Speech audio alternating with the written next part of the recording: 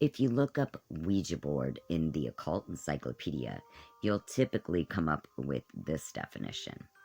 The Ouija board is an instrument for contacting spirits, quite old.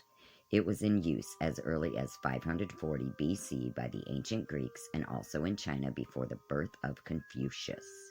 The Romans used Ouija-type devices as early as the 3rd century AD.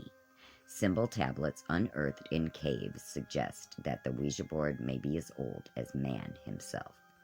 But is this definition accurate?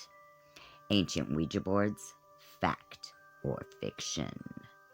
Sorry to disappoint, but the Ouija dates back from the early 1890s when it was invented by E.C. Reich, Elijah Bond, Charles Kennard, and improved upon and mass-marketed by William Fuld. The Ouija board was a needle-type talking board, and the planchette originally medium's tools of the 1860s.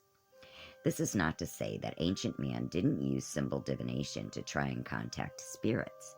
There are records of Greek pendulum oracles and divination systems that were employed by the ancient Celts.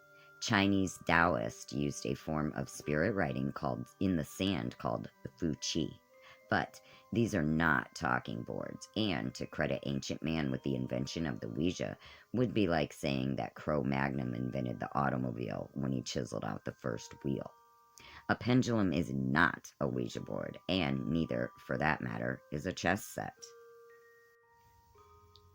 The Ouija craze in the 20s left a permanent mark on the newspapers of the time. At one point, the Baltimore Sun had a full-time editor to answer Ouija questions. They had little segments in the Baltimore Sun and the New York Times.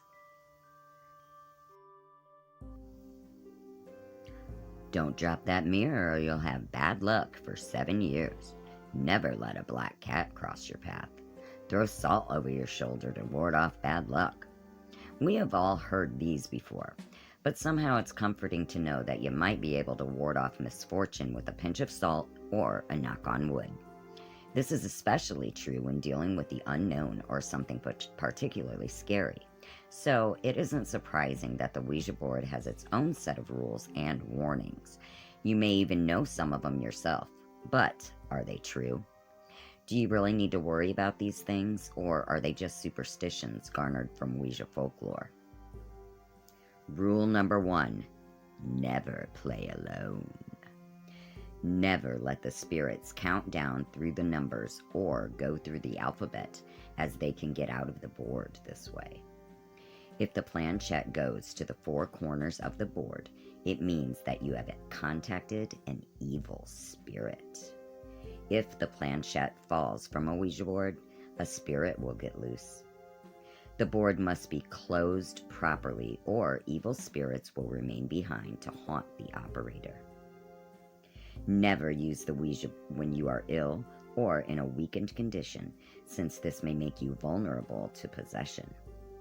The spirit of the Ouija board creates winds for the user, causing him to become more and more dependent upon the board. Addiction follows. This is called progressive entrapment. Evil spirits contacted through the Ouija board will try to win your confidence with false flattery and lies. Be aware. Be careful. Always be respectful and never upset the spirits or joke around. Never use the Ouija in a graveyard or a place where a terrible death has occurred, or you will bring forth malevolent entities.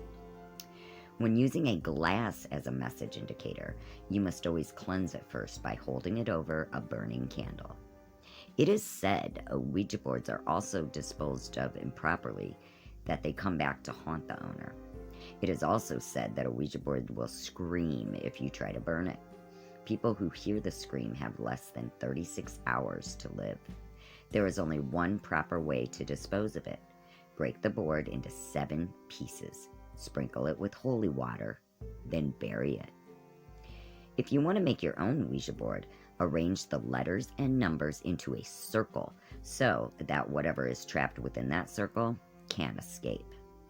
If you place a pure silver coin on the board, no evil spirits will come through. You should never leave the planchette on the board when you're not using it. Here's an extra warning.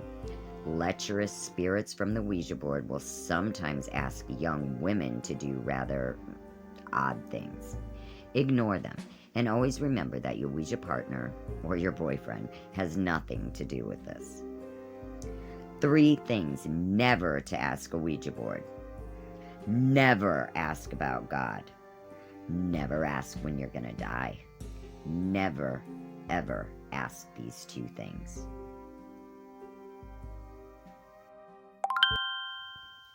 I don't know about you witches, but I've been fascinated with Ouija boards ever since I was about 4 years old and my mom bought my sister and I one at a garage sale. And now I have many and I collect them. So if you guys are scared of yours or want to get rid of them, let me know. Thanks, guys. Happy Halloween. Blessed be.